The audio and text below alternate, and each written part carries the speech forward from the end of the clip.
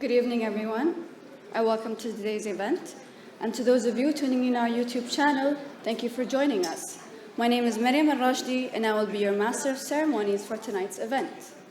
We are especially delighted to host this panel as the Zayed Sustainability Prize celebrates its 15th anniversary. The prize was created in 2008 to honor the Sheikh Zayed bin Sultan Al Nahyan's legacy of humanitarianism and sustainable development. For 15 years, its 96 winners have transformed the lives of over 378 million people around the world. Young people are a key focus of the Zayed Sustainability Prize.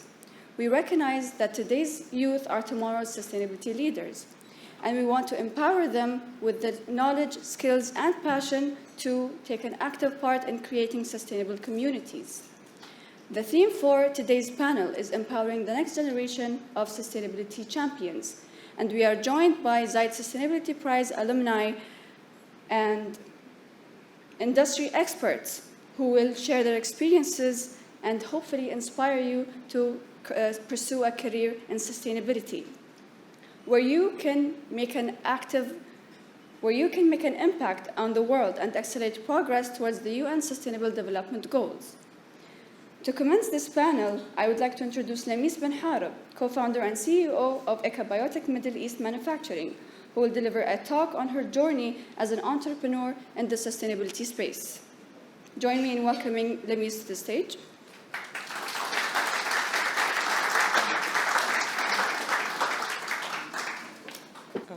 Good evening, everyone.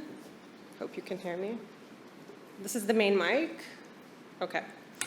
Good evening. My name is Lamis Ben Harb. I am the CEO and co-founder of Ecobiotech Middle East Manufacturing. I'm just going to take the first few minutes to introduce our company and what we do. We're a manufacturer of a wide range of natural disinfectants in Dubai Industrial City. When I say natural, I'm going to define that as our ingredients are 99% water, less than 1% salt, and we disinfect via a physical property, not a chemical reaction. So to explain that and why that's important and why I would define that under sustainability and sustainable goals. First of all, in this way, we can avoid promoting microbial resistance, which is a huge problem with disinfectants these days. We also don't have disinfection byproducts, which is a huge problem in water treatment. It makes our products safe to inhale, even though we've been in business way before COVID. As you can imagine, in COVID, this was very valuable because we were very easy to implement in public disinfection, working with the Ministry of Health, being able to be used in hospitals, with high efficacy. Our products are able with this charge to rupture the inner and outer membranes of all unicellular germs. So we kill indiscriminately all unicellular bacteria, viruses, fungi, and spores. And our efficacy is, we consider it high grade. We are a B2B company. We are currently not B2C, so we are mainly in across various industries. And since COVID, we have released some of our products on Noon and Amazon just out of responsibility for people to have access to disinfectants. As you remember, that wasn't so easy back then. But I'm not here to spend 15 minutes talking about my company. The title of this panel today is Empowering the Future Sustainability Champions. And what I'd really like to take these minutes and to speak about is making a case for entrepreneurship as a way to champion sustainability. For this, I'm going to go back to a perspective I actually had when I was a student way back when.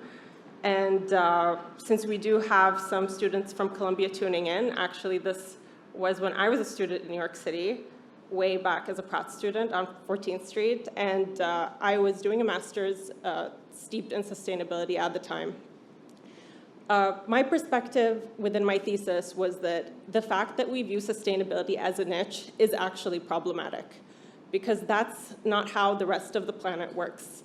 When sustainability is a niche, you end up having sustainability being an afterthought when it comes to policy, when it comes to manufacturing, Basically, what we're always trying to do, what the norm is we are trying to always just be less bad. So we are trying to slow down the ultimate resource depletion, slow down pollution, manage our waste. There's never really a resolution to these things. So what can really be done? What is the norm that we can replace with alternatives? A lot of people would argue that, okay, well, this is how it is, and it's basically what I always hear is, it's just how it is. And this is why, all these prizes and all these accolades go to people when they don't do that, when they kind of go the extra mile. So what I would actually argue towards, and this is not going to be a statement that's anti-invention or innovation or anti-science, but actually all the solutions, the scientific solutions, all the R&D for every single problem that's actually being caused out there in the environment, the solution really is out there. It already exists, the R&D exists, and for lack of slides, I'm just going to use my hands a bit more than I normally do. So we have all the science and all the R&D here, and it all exists. And we also have the market on this side that is notoriously known to not listen to scientists. So the way I view entrepreneurship really is the gap, because we know the gap filler essentially, because we know that this market does respond to free market capitalism.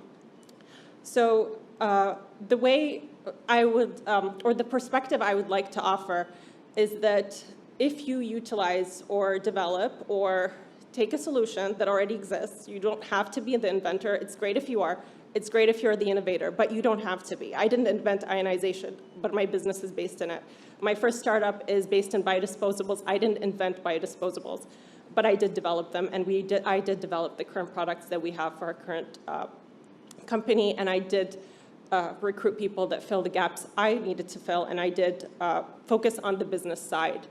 And the reason I mention that is because and a lot of scientists, and even the scientists with me that are business savvy, the fact is most scientists are very focused on the R&D. They want to focus on the science, as they should. That's their zone of genius. But they are not good business minds. That's not where they excel at. And a lot of them just want to focus on what they're good at. That's where the entrepreneurial gap can be filled. And that's really what I'm trying to offer as a perspective, is that is really a route to market. Basically, the route to market can be your way of championing sustainability. I'm going to give an example from my first startup over a decade ago. I'd moved back to Dubai. I'd lived abroad for many years, and I was so exposed to composting and plant-based disposables, and just came back to my oil country that didn't have really a reason to replace single-use plastics at the time. Right now, of course, that's very different in the UAE and in Dubai. But at the time, my startup was actually quite revolutionary. And what we did is bring all these plant-based disposables. I was a supplier for plant-based disposables in the UAE. One of the ways that was easy for me to increase our revenue was focusing on where the problems really were. Because when you bring something new to the market, it's instead of just trying to convince people, see where the damage of this item is already happening. Our biggest revenue ended up being in the Maldives with resort chains. And that is because if you're in the Maldives and you're having a salad or you're using supplies there, usually the vegetables you're eating or the supplies you're using actually came through the UAE, because we're a HoReCa capital. So those supplies come from there, because the Maldives are islands that don't have agricultural land that can actually supply all these commercial resorts, and don't have industrial land for factories and so on. So we saw a significant difference with the replacement of their plastic straws with my company's starch-based straws that were not as durable as the current biodisposable straws you see these days. Ours were very obviously starch-based. And speaking to the marine biologist there, we saw a huge difference with how those beaches were reacting to just the replacement of that item. So that was a very visible result that was made through a green result that was made through a business. And really, if we think about it, if you really go that route and you bring more of these alternatives, whatever your idea is, whatever your business is, make that the norm. It will just make it more accessible to people. The more accessible, the cheaper it will become, the more that will soon become the norm. So really, this is just an example of how you can go the entrepreneurial route to champion sustainability. I'm also a new mother to a 4-month-old, and now more than ever, I really do think about what kind of future we are really leaving behind, and we really need to change the norm, and we really need to be doing that now. So that's really what I have to say today, and thank you so much. Have a great evening. Thank you, Lemis, for your inspiring words. Now we will begin our panel discussion. I would like to welcome to the stage David Sandalow, inaugural fellow at Columbia University's Center on Global Energy Policy, who is also a Zayed Sustainability Prize Selection Committee member. David will be moderating the panel. Joining David on stage are today's panelists, all winners or finalists of the Zayed Sustainability Prize. They include Guillermo Pepe, CEO of Mamutest, Thomas Rieger, CEO of Solar Kiosk Solutions, Nidhi Pant, CEO of S4S Technologies, and David Pong, CEO of Water Rome. Please join me in welcoming today's panelists, and over to you, David. Thank you.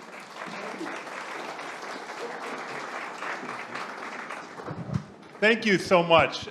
Thanks for the invitation, and I just want to echo the words of that tremendous Firestarter remarks. Thank you, Denise. That was so inspirational and so thoughtful, and so true to my experience, I have to say. We need entrepreneurs in order to promote sustainability, because around the world, it's the private sector that implements a lot of what we're doing, and we need entrepreneurs to get out there and make everything we're talking about in the sustainability world profitable. We'll talk some about that, but congratulations. And I can't believe you have that much energy with a 4-month-old at home as well. So congratulations. We have 4 very inspirational people here who I'll introduce in a minute, but before I do that, I want to thank the Zayed Sustainability Prize for all it's done over these many years. It's been a great honor for me to be part of the selection committee of the Zayed Sustainability Prize. But as we heard, over the course of the past 15 years, the Zayed Sustainability Prize has transformed literally millions of lives. And it's a great contribution of this country to the world. And we're going to meet right now 4 finalists and winners of the Zayed Sustainability Prize and hear what they do. And so let me introduce them. We have, to my immediate right on your left, Guillermo Pepe, CEO of Mamutest, which was founded in 2013. It's the first telemammography network in Latin America, and it provides preventive, high-quality health care to women. It currently operates in Argentina, Mexico, and it has plans to expand further. To Guillermo's right is Thomas Rieger, CEO of Solar Kiosk Solutions, which is a company with expertise in providing access to electricity through renewable energy in rural areas. And then to Thomas's right, we have David Pong, co-founder and CEO of Water Rome, a social enterprise that develops highly portable and efficient water filters that are simple to use, easy to deploy, and can operate even without electricity. And then on my far right, Nidhi Pant, CEO of S4S Technologies, a small business committed to improving malnutrition conditions in children, decreasing food waste, increasing farmer incomes, and empowering rural women. And so what we have here is representatives of 4 different sections of the Zayed Sustainability Prize. We've got food, health, water, and energy. So first, a big round of applause for our winners, just to get us started.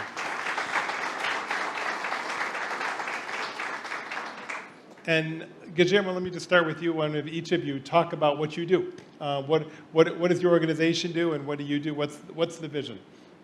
Sure. Thank you. I don't think so. There it is. Yep. Thank you very much. Yeah, what we are doing is we are defeating breast cancer. Not working. We need someone turning on. Hello, hello. There it goes. Hello. Yeah. Well, Mamutest is defeating breast cancer.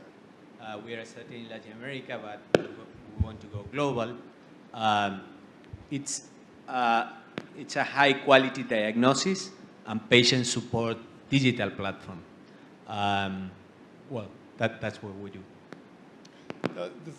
Maybe say more about kind of how the organization came into existence and what are your visions for the future? Sure. Yeah. Actually, the organization came into existence because I had a conversation with my father like about 10 years ago. He's a medical doctor specializing on breast imaging diagnosis. He told me he was frustrated because he had at the time about 50 years of career, and he wanted to save lives, he told me. But he was just telling women that they were going to die, that they were arriving late at the diagnosis. And I'm not a medical doctor, I studied business, but that immediately caught my attention to see my father frustrated at the end of his career. So I started to dig in to try to learn why women were arriving late at the diagnosis. I found out that if they arrived early, 98% of the women that were dying could have saved their lives. And we are talking about 700,000 women dying every year because of breast cancer. It's the #1 cancer in the world today. So while speaking with my father, I saw this huge problem that needed to be addressed, that my father couldn't tell me why women weren't arriving early to the diagnosis. So I started to do a research to try to learn what were the barriers that were separating women from having access to that diagnosis.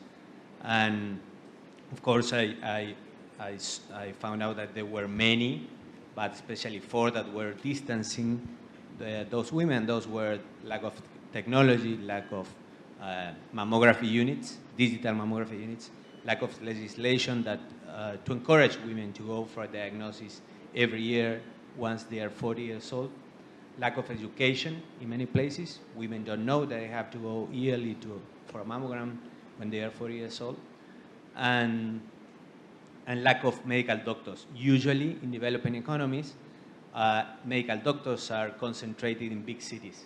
So usually the rest of the country lack of that kind of specialized medical doctors.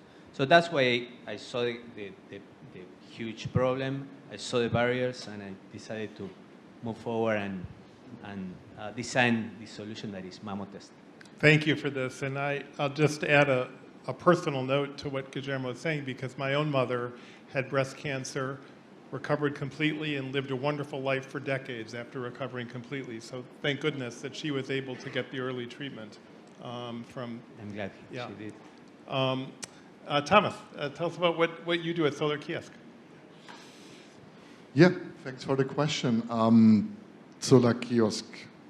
So I'm actually a dinosaur or veteran of the PV industry. I started working in there in 2004, and I'm from Germany, so I was very privileged. And when the PV industry started, it was focusing on putting very expensive technology at that time into Germany so people can earn more money. Because we got a feed-in tariff, everybody put the solar panel on the rooftop, and then we could earn more money with this. Okay, wonderful. But during my career, I had the chance and the privilege to visit countries in Africa, where at this stage you still have over 700 million people living without access to electricity. That's Africa only. I see my friends from Bangladesh here, we have Pakistan, we have other developing countries that have the same problem. And the problem is systemic.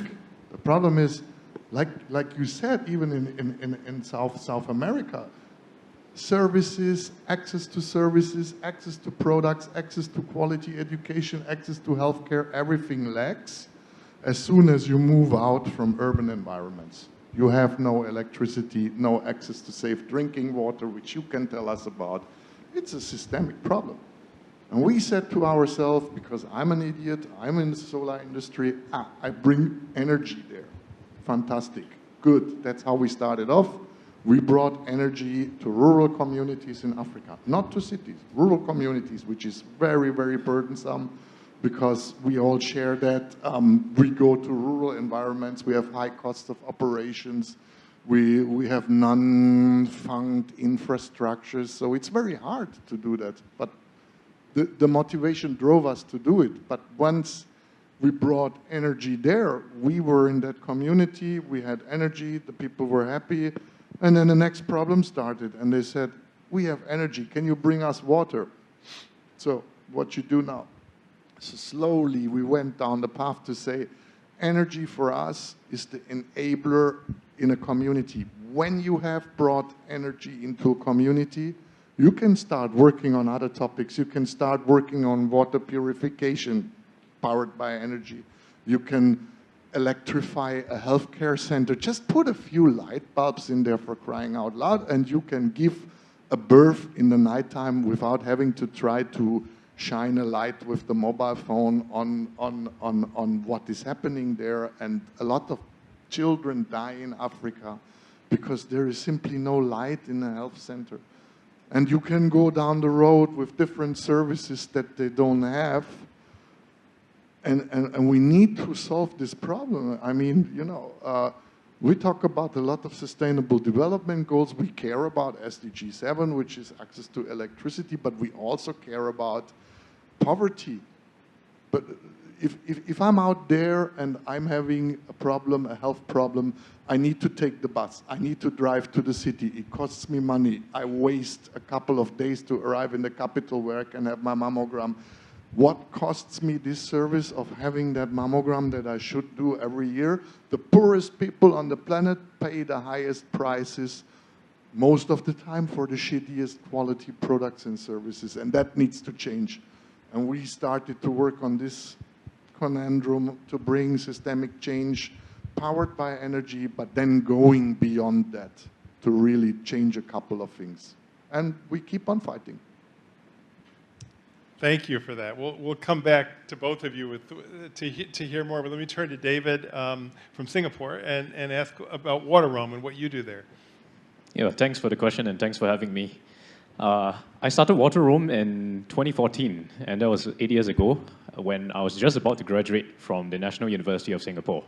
So I was having the opportunity to travel across different developing regions around our country, and I noticed that one particular issue is that many communities, especially in remote and rural locations, they were drinking directly from contaminated water sources, surface water sources, typically rivers, wells, streams. And I had the chance to go to Malaysia, Nepal, India, and many of these countries where there are still so many populations that are drinking from surface water sources. In fact, if I did a further study on it and found out that that number is 2 billion.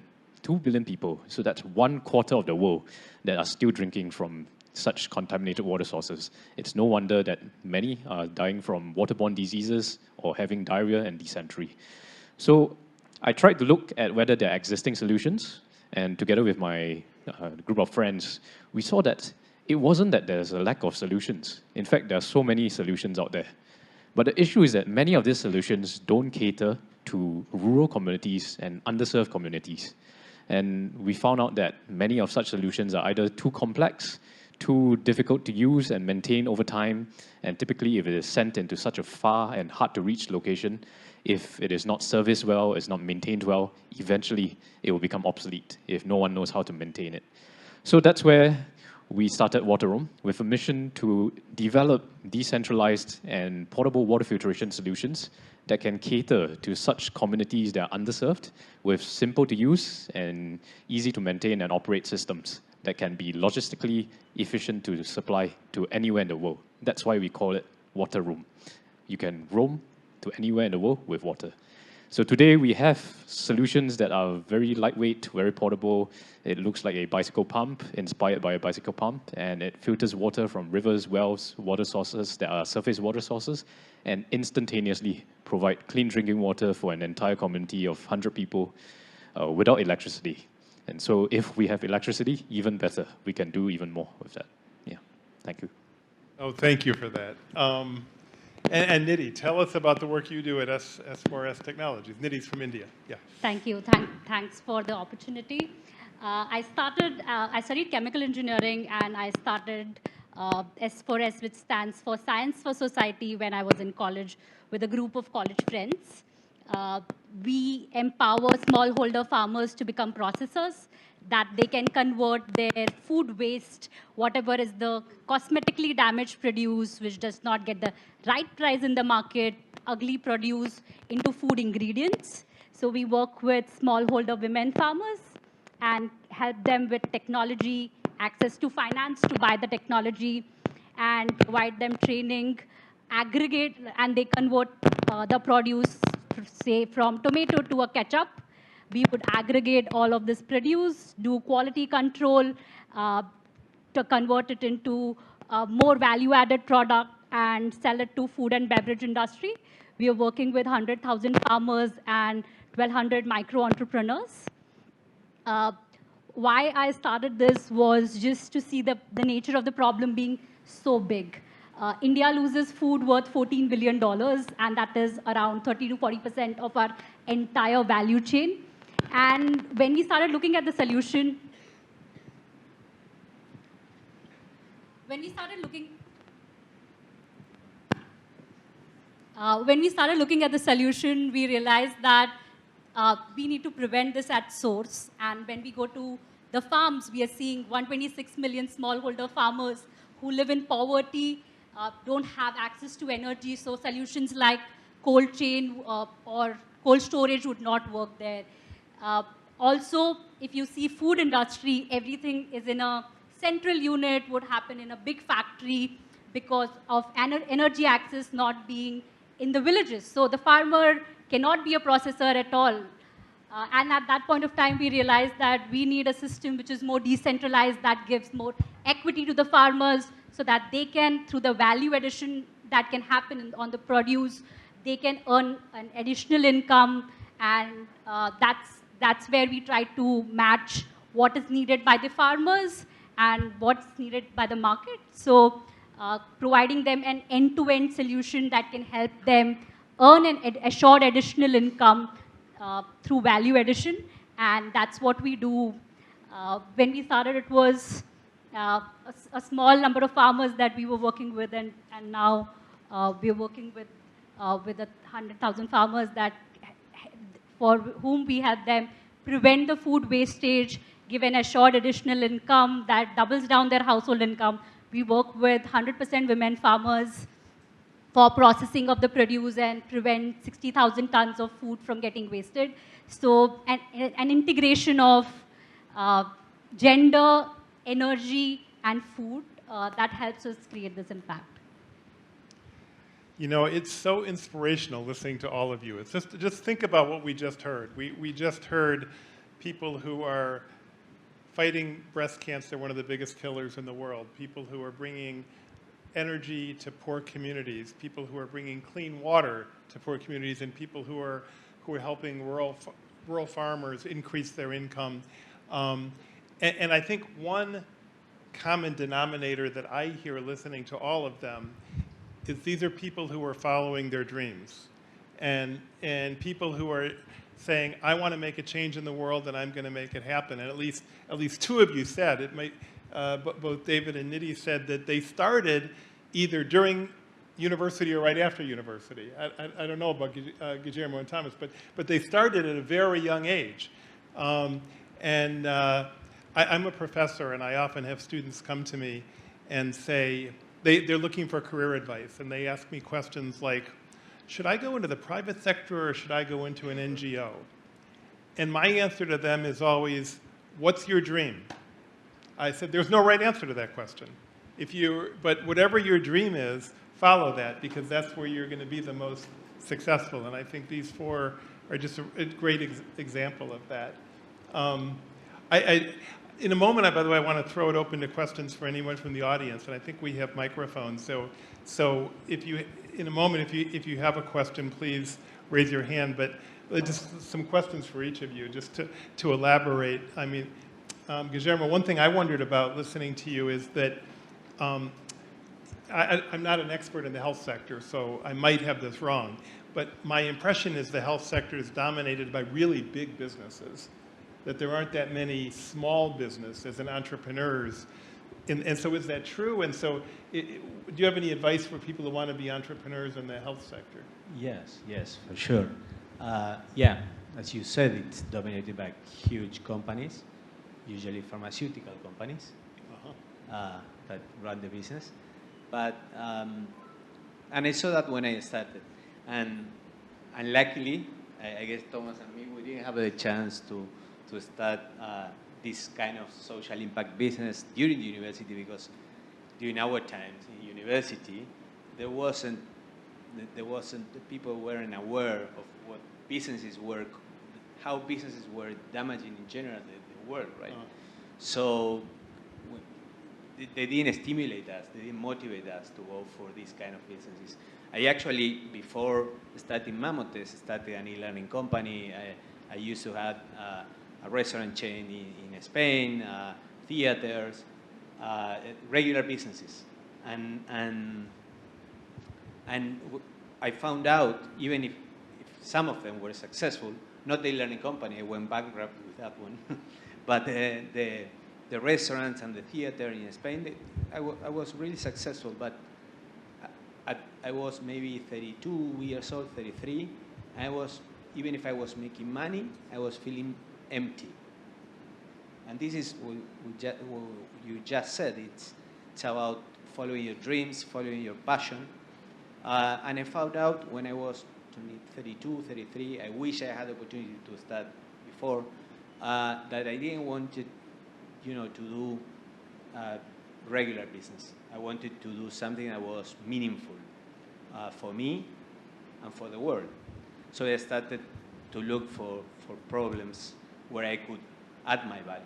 And this is when, speaking with my father, I found out that I could start there. Mm-hmm. So I know it wasn't the question, but it's something that is important to say, that now that you that are really young have the opportunity to start a social company maybe at the university, and that you are being inspired and motivated at the university level, take that opportunity. You won't believe how this will fulfill your heart and maybe also your pockets. You never know, because you could also do that, right? Yeah. And this is why when I started in the health business, even when I saw the pharmaceuticals dominating the market, I saw a huge need to bring solutions to the people, not just at the level where the pharmaceuticals were working. And I saw that they had the funds in order to do that. So I started to think of ways to attract their funds to solve the existing problems. Instead of fighting them, join them, and maybe using their funds in order to solve the problems that were occurring at that moment. Thomas, so speaking of funds and money, you're working in poor communities, and the poor communities, they need the energy, but almost by definition, they have a hard time paying for the energy because they're so poor. How does that affect the work you do? How do you manage to make financial returns working with poor communities? Yeah, let me go a step back and let me actually say something that you also already reflected on.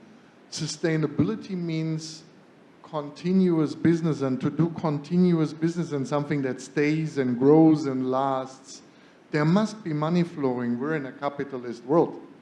You could go to an NGO and come, we call them the white elephants, put the donation somewhere, batteries after 5 years empty, and that project will be lost forever because nobody's going to use it. So if you want to build something that lasts, you must make sure that in your organization there is money flowing. That's part of that sustainability, and you can decide if you do it rather as a social enterprise that has modest incomes, or if you full on capitalist. But true, you need to look at who is your user and who is the person you're addressing. What is his available income? And how can I, with that premise make business and increase my business? Scalability, right? And then we come to this nexus where we said in the beginning, okay, I bring a light to your house, you pay me some money, so you have electricity, you can charge your mobile phone, done. But when you want to go on, when you want to grow with the community, and that's one of our goals, we don't want to come in, take your money, and then disappear. We want the community to prosper. That's why you bring energy there. And then I'm coming to what she said, which is something that is completely similar. You need to think about how does this energy add value to the community. You can increase the yield of farmers, you can reduce post-harvest, you can do post-harvest loss reduction, you can do decentralized processing of agricultural products. To increase the income of a farmer, he has more money available to spend, and he can now start having a better livelihood, a better quality of life, because there's things he can afford which he couldn't before, and maybe he has to work less. So you need to think about the end user, you need to think about your organization, you need to think about what solution is there, and then you need to work hard to create. It's not given. We did a lot of studies, we all worked hard to come up with some solutions to do that. But yes, that is the hard part of the work. But if you get there, it's truly phenomenally empowering to yourself. And when your dream comes true, and you see that the community thrives, and you see how they change when you are there, that's your reward. That's the real reward that cannot be weighed with money, by the way. Thank you for that. And I guess I really have the same question for both David and Nidhi. You're both working in poor communities. And so how do you make that work? If the communities don't have the ability to pay, how does this turn into something sustainable? So there is a myth. There is a myth that communities don't have money and cannot pay. It's not true. Communities pay, and they pay higher prices for lower standard products and services than you would pay in the city where you have more affordable income. There is, let me see if I get that figure together, a $5 trillion US annual market in the so-called bottom of the pyramid communities in this world. They purchase, they have to purchase. You can do some self-sufficient farming, but there are some things you need to still purchase. And you need to go somewhere, and you still need to purchase a bus ticket. And you need to do this. There is money. If I go in a community with the goal to make that money worth more than you actually, were able to have before, and increase your quality of living, then people can start making savings. And with that savings, you have a higher income that you can consume. And if I increase your value, you have more income that you can consume. And you now start to do true development on what we can do, because I'm more already kind of an infrastructure developer, but the infrastructure within the country also has to follow, and that's where governments come in.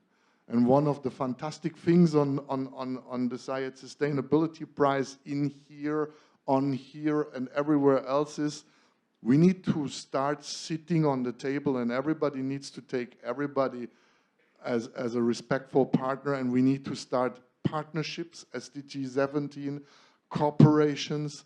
I now learn about you, and I want to talk with you about the water solution. I want to talk with you, how can we cooperate on agricultural farming and products. It happens here, it happens through partnerships from like-minded companies, and you have an advantage, what you said before. You can study and you hear in your university about sustainability, about topics concerning environment and the world. We didn't have that. That was not the topic when we studied. Forget about it. So take that opportunity. If you're encouraged to go in that direction, do it. It's my advice. Thank you. David, what's your experience with this? I fully echo what Thomas has been saying. In terms of the diversity of who you get to meet in events or even in the university, it was me who was able to connect together with my other co-founders who are engineers. So I was from the business side of things. And that was how we are able to co-create a solution together. You need different brains and different aspects of skills and talents. So yeah, on that note, coming back to the finance question, similar to what Thomas also shared about the rural communities being able to pay. We did a study on how much rural communities are paying for water, and that percentage ranges between 10% all the way to 30%. 30% if they're buying water, bottled water, every single day. And imagine paying 1/3 of your income just for water. There are many communities which are willing to pay and have to pay or forced to pay such amount for the access to water which may not even be considered clean. So that's the reality. So how do we make this work? We have to look at different communities because the level of affluence in each community is very different.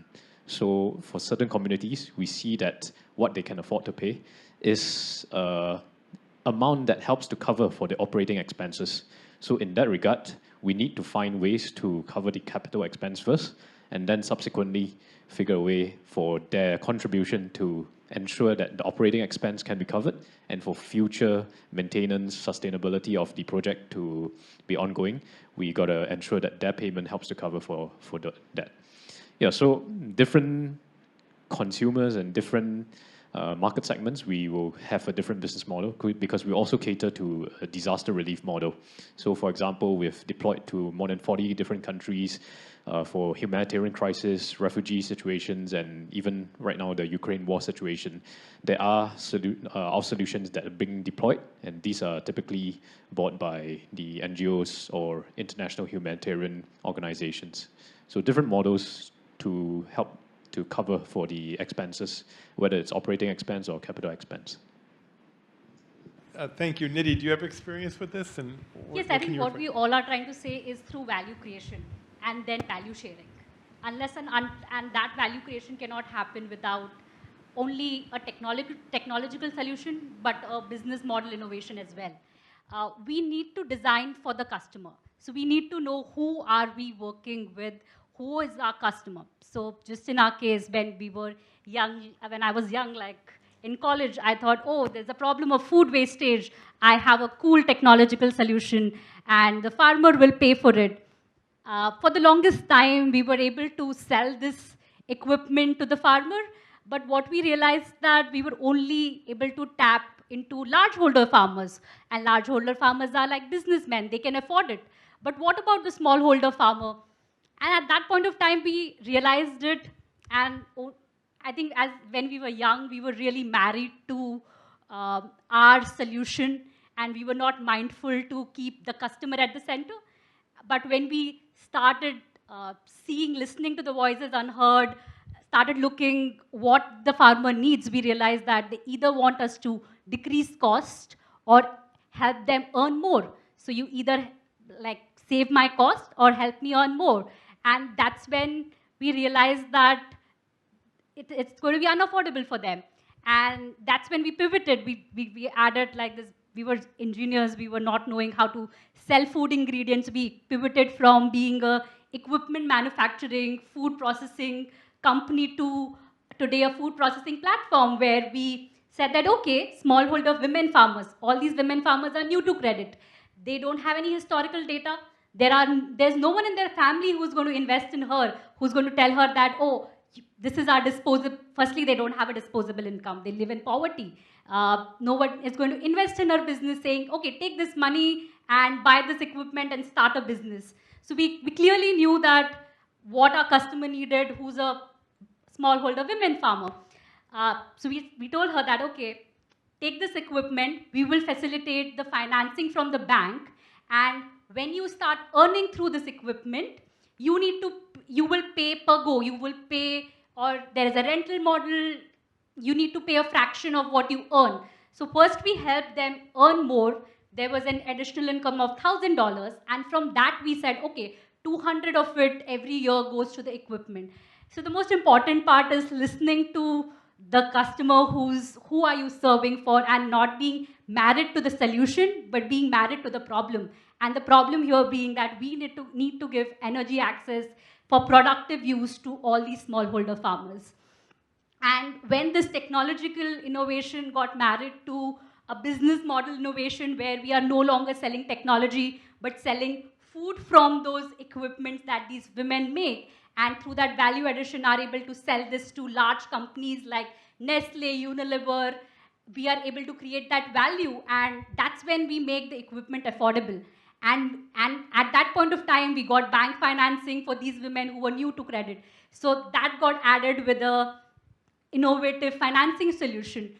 So I think what we all are trying to create is tell us that if you think where you can create the value first, the affordability gets solved in the way, because we cannot scale with grant money, we cannot scale with government money. It could help us do testing for a few women, but if you want to reach everyone, it needs to be seamless, it needs to have a solution which is ingrained in our business model, and that's where it requires us not to be married to the solution, but be married to the problem, that we are going to take anything to just solve it. So first creating value and then making it affordable. I think there are many models like these in Africa and other developing countries that solve for the financing and makes everything affordable for the end consumer. Thank you for that thoughtful answer, and I'm going to remember married to the problem and married to the solution. That's a great way of summing up the way of thinking about it. Speaking of value, I want to ask each of you about the value of the Zayed Prize, and maybe coming the other direction, starting with Nidhi. But before I do that, I just want to see whether anybody in the audience has any questions or comments that they'd like to offer. Great, I see a few hands. First hand is gentleman in red right there. And I think we have microphone. I actually have two questions. First one is that they actually give a great examples into how to make cash flowing into business. But my question is, we are youth, so we need to start a business, sustainable business. How you can get a lot of money to start this business? Actually, this is the first question. Second question is that most startups and business actually fail out into the beginning. So this is a sustainable business. Actually, most hard than normal business. So how to avoid fail into the beginning? Thank you. I'm going to start with our two youth entrepreneurs here. Nidhi and David, do you have any thoughts on this? Yes, I think the first one being that when you are youth, when you are young, your risk-taking ability is much higher. You can really experiment. You don't have much responsibilities. So when you are young, how do you get capital, I would say, is the secondary thing. But if you, like today, you have really a lot of accelerators, you have incubators, you have resources in the university. So idea is to validate your idea first. So start by, say, participating in competitions, like small competitions, reaching out to networks of mentors, your advisors who can really help you understand what your market size is. So if you have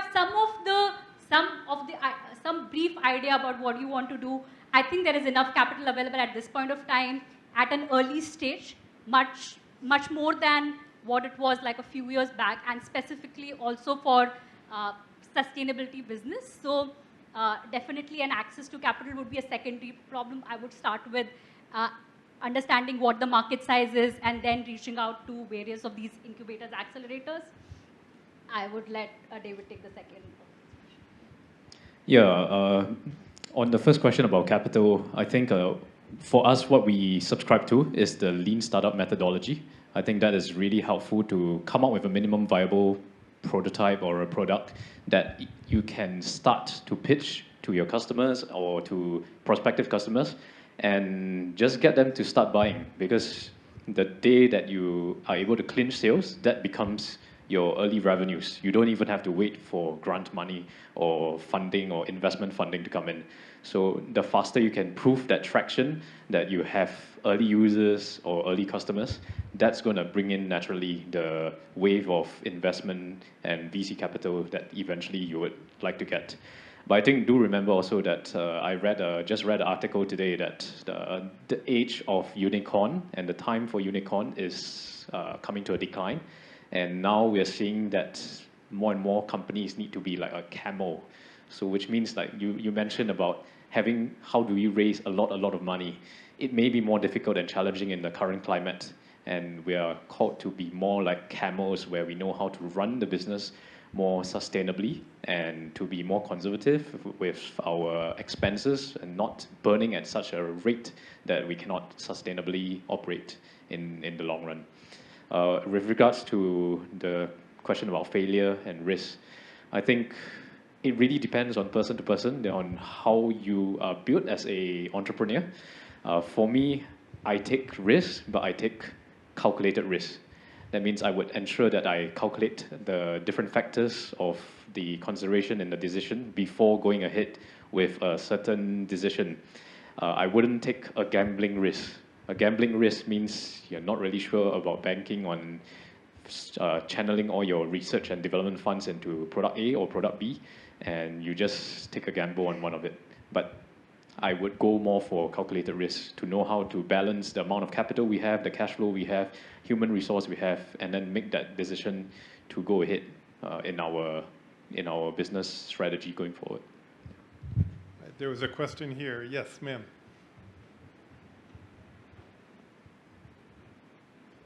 Right up in the front row.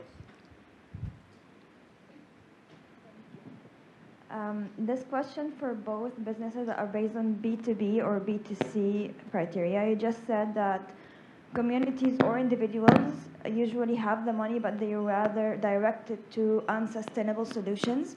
So what were your communication messages for them to actually convince them directing their money or their investment for themselves on your sustainable solutions, each one of you? I think we focused about building trust. So we are a B2B solution on the food customer end and a B2C solution at the farmer's end. So we did everything that can help us build trust with the women that we work with. And we took a customer journey. We first started mapping who all are the stakeholders. So we saw that, okay, for women to work, it is important that their family supports them. So what it takes for the husband to be part of the conversation and who can get us there. So for us, it was important that we reached out to the local non-profits who were working in the community to reach out to the government and have a very strong and consistent message that what is going to be value addition.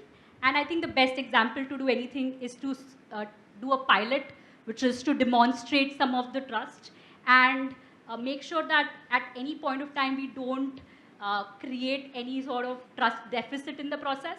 So to be as transparent as possible. So first, taking an ecosystem approach where through everything we reach out a consistent message to them.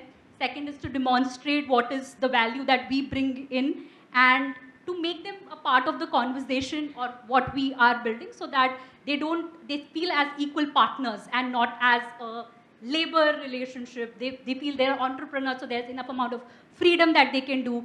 And third is to keep adding value to their lives. So we do a lot of, whatever the earning they have, we do a lot of financial literacy camps for them. We do nutritional training for them.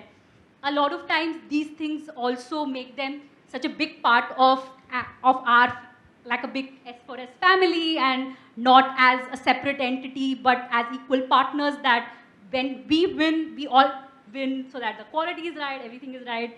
So just having some of those things to them in a more consistent, in a partnership-driven way, that is what I would say.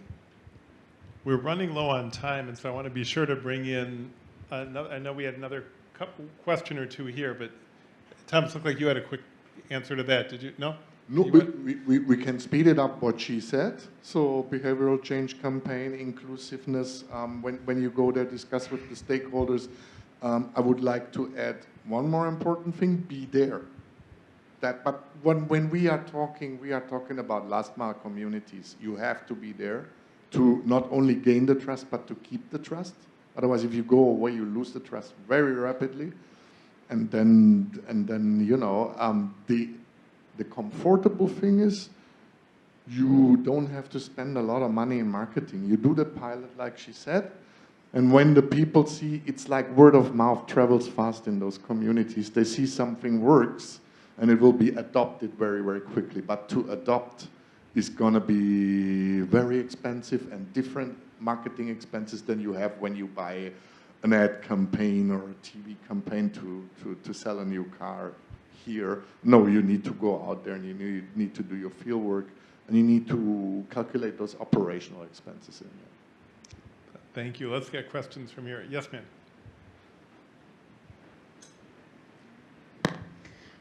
Hello, my name is Sunita Bandari, and I'm from Nepal, representing Kopila Valley School.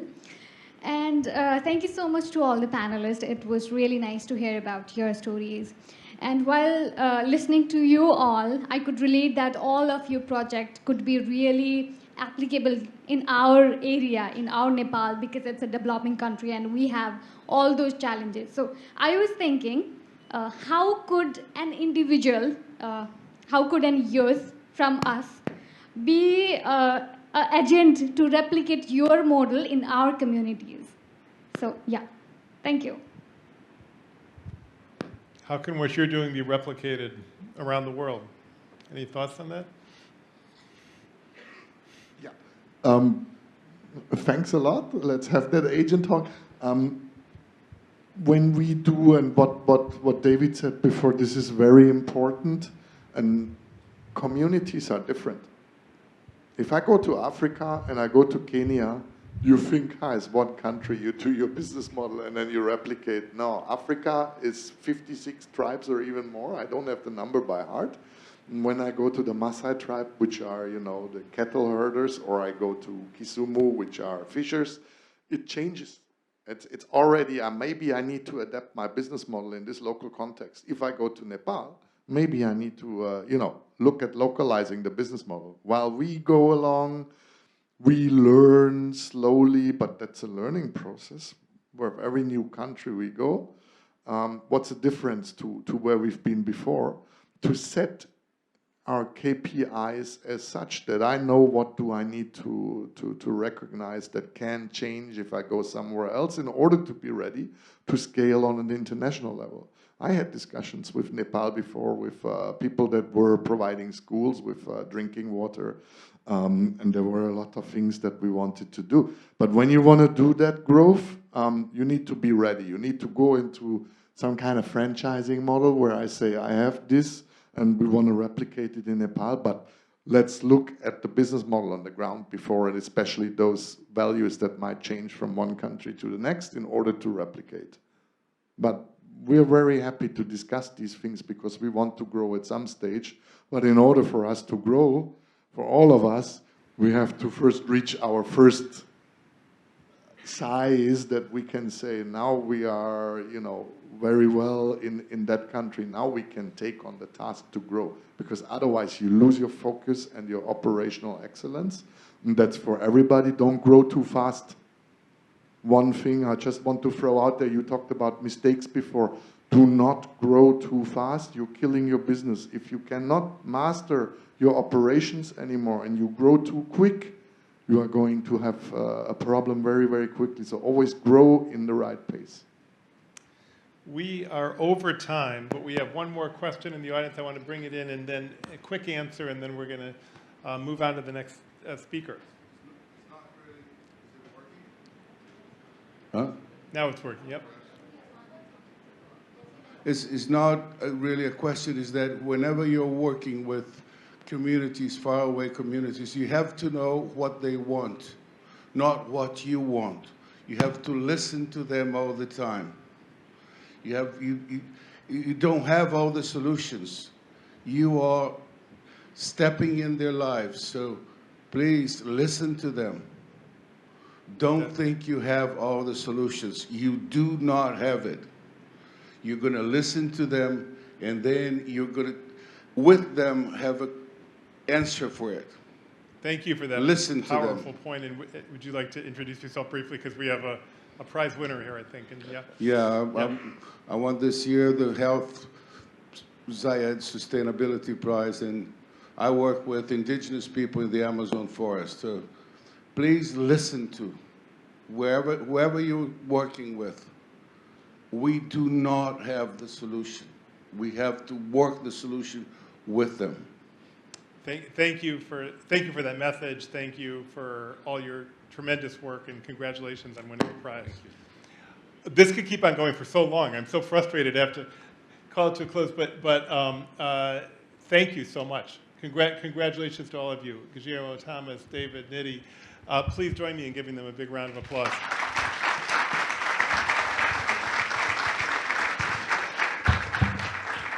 And now to close out our program, I am so excited to invite to the stage, I think it's my job to invite to the stage, somebody I think the people here at Khalifa know very well, Professor Dr. Steve Griffith, Vice President for Research and Development here. Steve, please join us.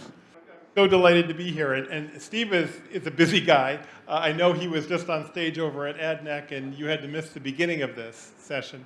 But we've had some tremendous conversations about entrepreneurialism, we talked some about students and their role.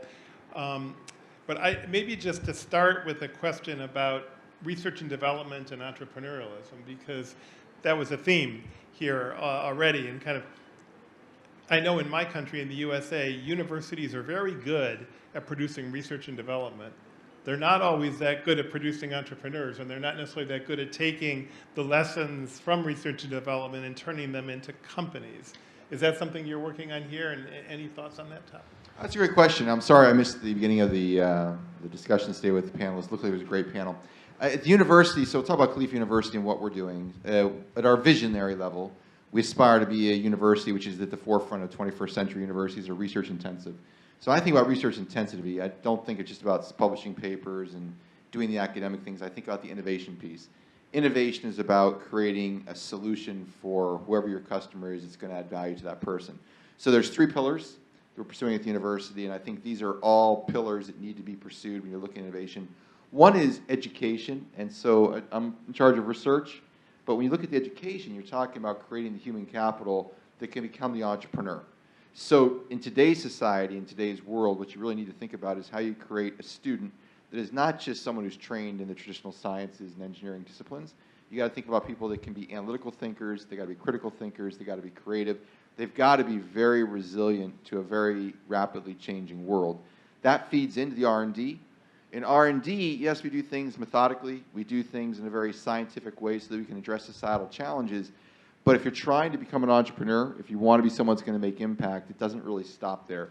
The third pillar of what we're trying to achieve is economic development. Economic development, to me, that underpins innovation, and that underpins the entire translation of what we're doing with our students and our research into value creation.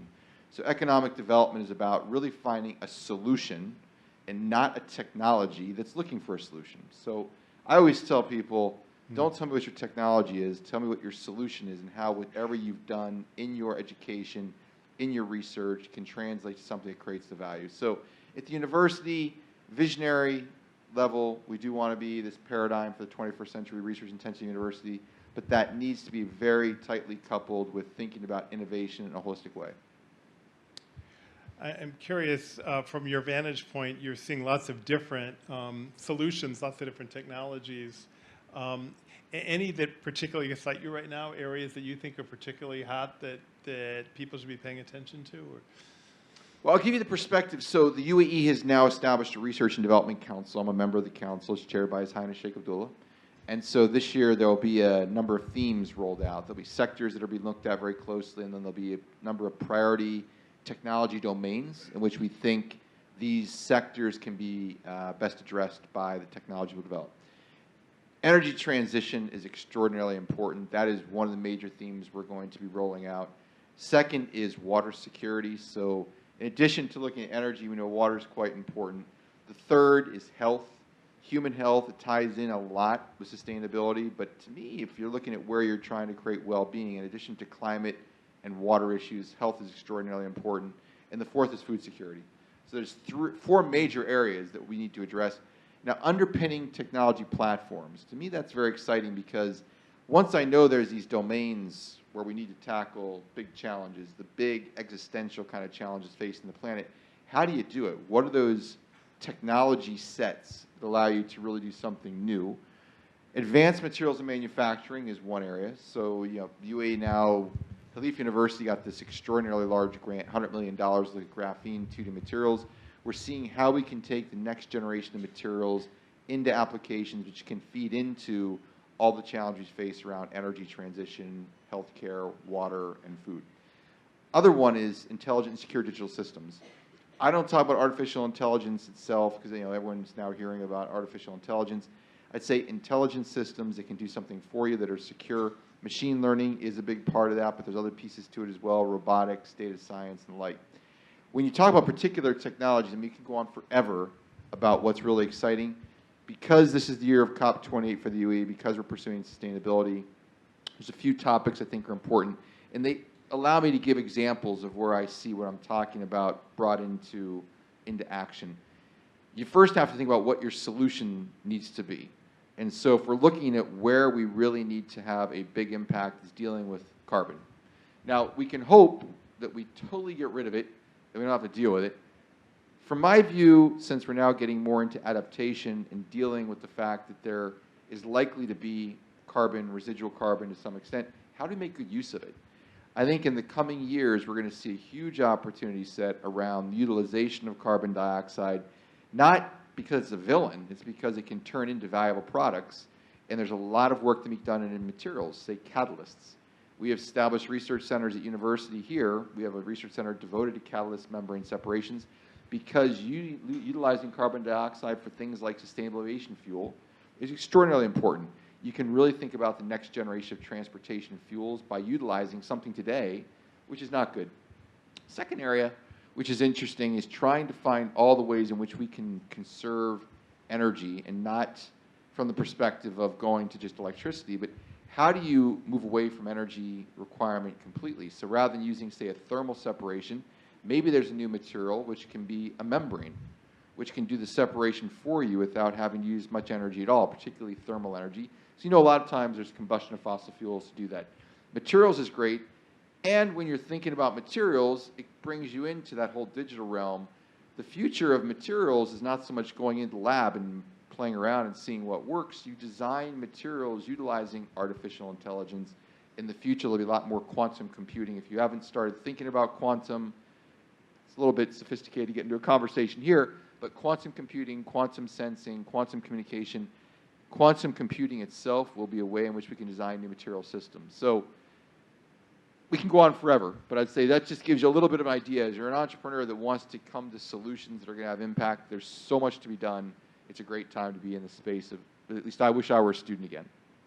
That was such a thoughtful, detailed answer, Steve. I'm curious, knowing what an expert you are, to follow up on your comments on artificial intelligence, because as you say, that's a hot topic right now.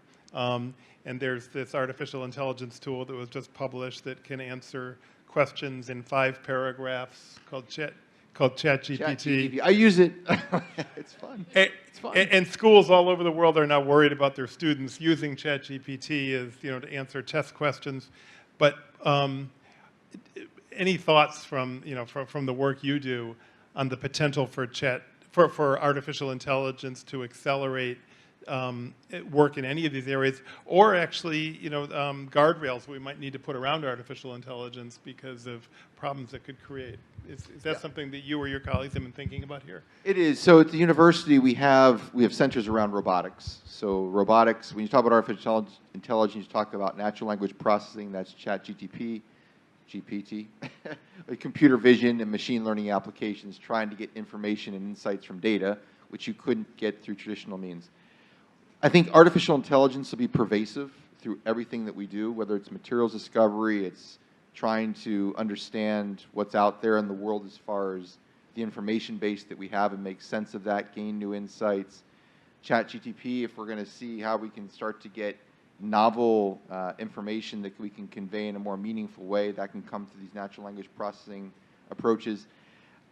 Any organization in the world that needs to be looking at its resilience is going to go into artificial intelligence and some area of robotics, because today, if you want to be able to deal with the volatility that's coming toward us, relying on all human work, relying on all humans to do the dull, dirty, dangerous things which can be replaced by intelligent systems, it just makes sense.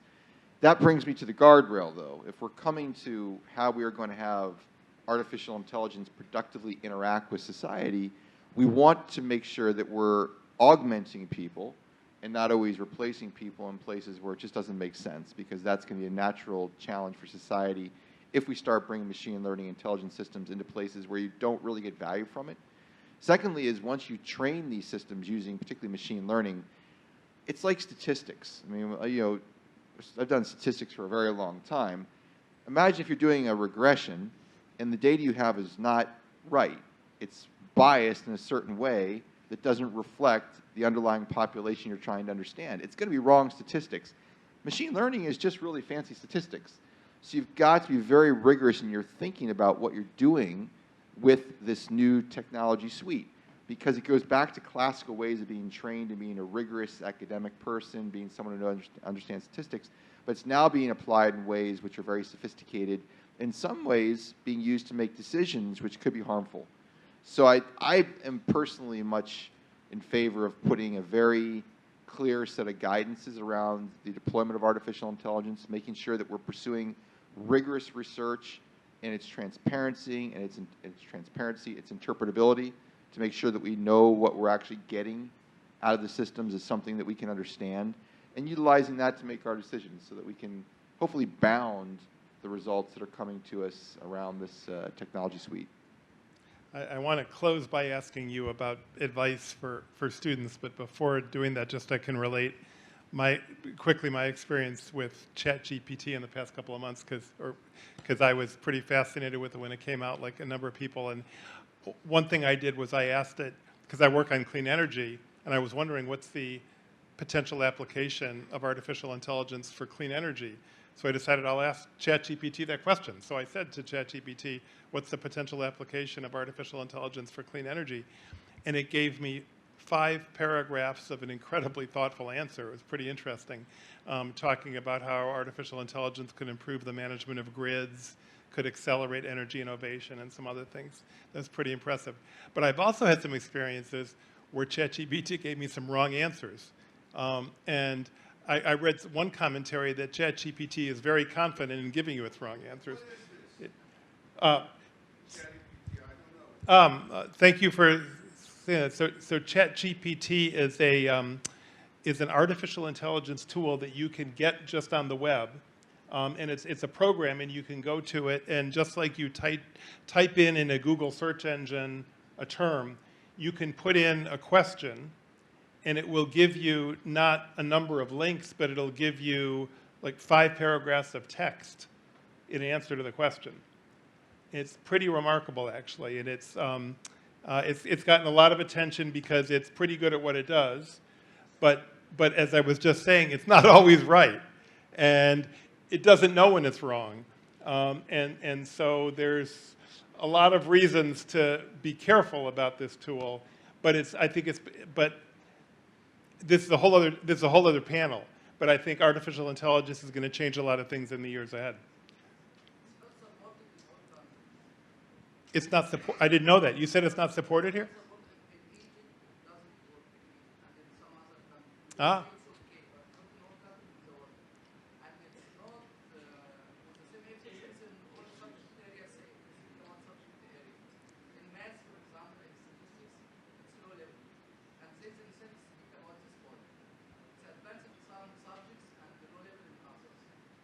Thank you for that. Well, so this is a little bit of a diversion, actually. I mean, but an important topic, I think, because this is a technology area that I think is going to be very important in the years ahead. Agreed. We're talking about technology. Let me just close, Steve, by asking you for any advice that you would give students who are interested in pursuing any of these areas, any wisdom to impart as we close. Well, I don't want to use cliches, but I will. You know, as they say, necessity is the mother of invention, and if the best way to predict the future is to create it. I think students out there now have an opportunity to use a tremendously advanced and powerful technology suite to look for ways in which those technologies don't get pushed at people, but can address real challenges that we need to address today. Sustainability is first and foremost. I'd say if you want to really have an impact, make sure that you are going out, you're engaging with organizations, doing internships, really seeing where there's value to be created. Come back and then understand how you can apply what you're doing in your education and your research to do something which is going to be a solution. I can tell you one thing, and those of you that are entrepreneurs and have ever talked to someone who's trying to, or someone you're trying to raise money from, don't come and say you have a technology. Say you have a solution. Then they'll start to be interested. If you just got something that's really neat, but you don't know what you're going to use it for necessarily, you're probably not going to get what you want out of that conversation. So, as I say, it's a great time to be out there trying to do something that's going to make impact. There's a lot of impact to be made, and go to it. Well, you know, this has been a really interesting event. An event this good doesn't happen without some hard work by a number of people. I see one sitting in the front row here, right here, Ali. Yes, sir. Thank you very much. And thanks to everybody who helped put this event together. Please join me in giving them, Dr. Griffiths, and all our panelists a big hand. Thank you.